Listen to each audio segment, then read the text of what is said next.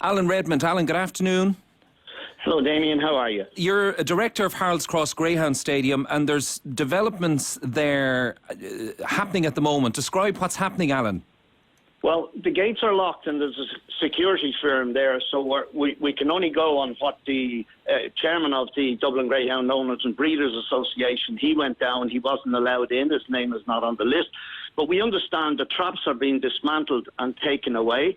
The board have put a lock, the Irish Greyhound Board have chained up the gate, brought in new security. We understand there was someone on duty all night last night. There's racing due to take place tomorrow evening. As far as I can remember, there's even a final due to take place. If the stadium is locked, then everybody is locked out of their jobs. We have probably somewhere in the region of around 80% of our total staff are sick 2 members. So I doubt very much if Jack O'Connor will take too lightly to his staff being locked out of the premises.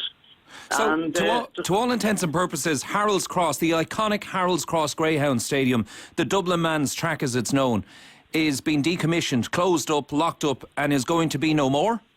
Yes. The Irish Greyhound Board have had this on the cards for quite a while. Mm-hmm. They blew all the money that they had on building a new stadium in Limerick. And unfortunately, that ran way over what it should have, because unfortunately, the board at the time didn't listen to their solicitors and went ahead with deals like handshakes rather than contracts. Well, hold on. Yeah. I don't want to go down that road, okay? Let's concentrate on Harold's Cross, and we leave all that, that innuendo behind. I just want to talk about Harold's Cross. What has happened here is the Irish Greyhound Board, of course, which is government funded.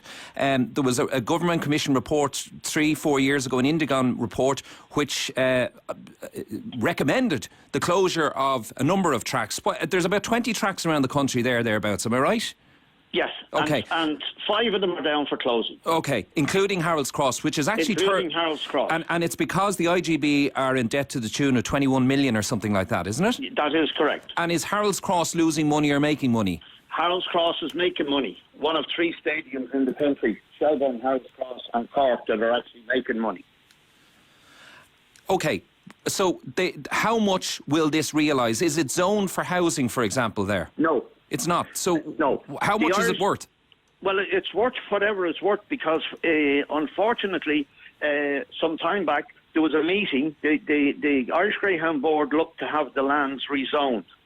A meeting took place in Harold's Cross Stadium, and the county councillors attended and said, we intend to vote to keep this as a Greyhound Stadium for the Dublin people.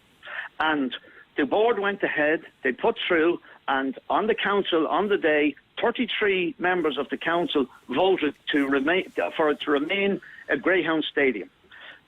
2 people abstained and 2 people voted to change the zoning to residential. Okay. So the reason that Harold's Cross is being sacrificed here, it's not because it's losing money, it's because it's worth something to pay off the debt. Yes. And there's nothing you can do about it. You're a director of it. I am. And there are four local directors. The board has always been loaded against the local directors. There are 4 local directors, and at one stage there were 13 directors altogether. The IGB had the rest of them. Then things changed with government ruling on the Indigon report, where the IGB themselves, we understood it to be IGB directors and staff were not allowed to be on the boards of local stadia, but the IGB have 5 of their staff members on the board of Harold's Cross, and there are only 4 of us. So no matter what happens, we're outvoted. We have no say in anything that happens at Harold's Cross, and neither were we notified that Harold's Cross was going to be closed and that things were going to start happening today. No, well, you knew that the threat of closure was on the cards, but you didn't think it was going to happen today, because you say there's racing due to take place there tomorrow night. Yes. How many races? There's 11 races for tomorrow night. So 66 dogs due to run there tomorrow night. 66 dogs, yeah. And all of those owners and trainers and patrons and people who go to the dogs every Tuesday night in Harold's Cross and Friday night, is it? You've racing there as well? Tuesday and Friday, yeah. We lost the Monday night. They took the Monday night from us, so now we're down to 2 nights. Okay, they're listening to us now. So the racing's off? Yes. You were planning was it a protest or a picket outside the racing in Shelbourne Park last week, was it? Yes, we had arranged 2 protest meetings outside of Shelbourne Park. Now, when you say we, who are you talking about? I'm talking about the Dublin Greyhound owners and breeders, because for my second cap, aside from being a director of Harold's Cross Stadium, I'm the PRO for the Dublin Greyhound Owners and Breeders Association, which is the largest GOBA, as they're called, in Ireland, the representatives there. And we have the backing of a serious amount of the GOBAs throughout the country and the Greyhound Federation and so forth. And as a result, we proposed a picket on Saturday night last and the previous Saturday for Shelbourne Park. But the Irish Greyhound, the board cancelled both meetings. They cancelled board meetings. People who turned up on Saturday night week were notified that the stadium was closed due to whatever. And I'm just trying to get at 51551, our text, by the way, and a lot of gobsmacked patrons of Harold's Cross for years are contacting us. They can't believe it. People that have been going there for years and years, they can't believe their ears that it's actually closed and there'll be no more racing probably ever again at Harold's Cross. But you were going never to say never, Damien. Okay, well, you were going to protest outside Shelbourne Park, which is, down the road, as it were, kind of sister stadium. Just 4-point-something miles down the road. Yeah, and the IGB cancelled the meetings. Why did they cancel them? What were you going to do that necessitated the IGB to cancel, which is a huge, huge decision to make at any sporting event, to actually cancel it?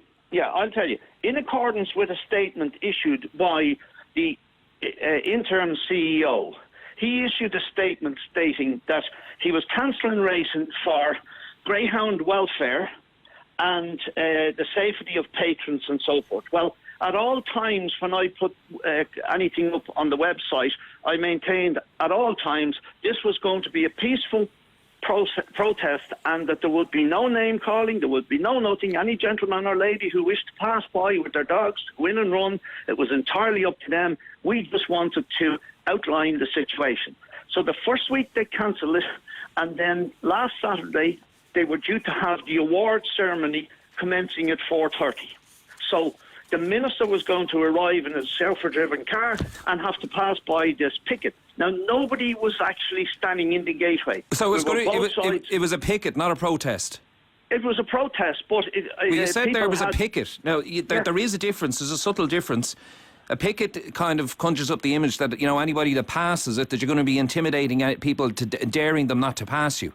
Well, no, the picket, when I say picket, I mean the picket is basically that aside the protesters were going to have in their hand a banner stating, representing whatever, we'll say Waterford, Goba, for instance, or any of those. Right, well, I suppose what I'm trying to tease out here is a situation has developed within greyhound racing in Ireland where there's a terrible split has developed, and...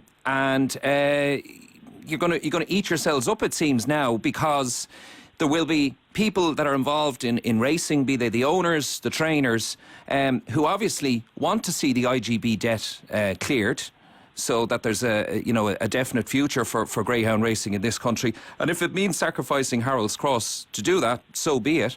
But obviously there are other patrons then, particularly in Dublin, as you said, who are totally against it. So it's there's a nasty sort of a split developing here. Am I right? No. There's not a split developing. Is the Greyhound family at war?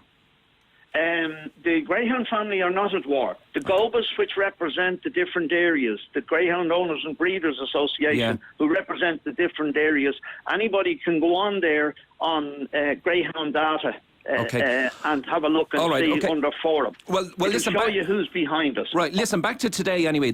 As you're speaking to us now, Alan, the locks are on the gates down in Harold's Cross. How many people work there full time?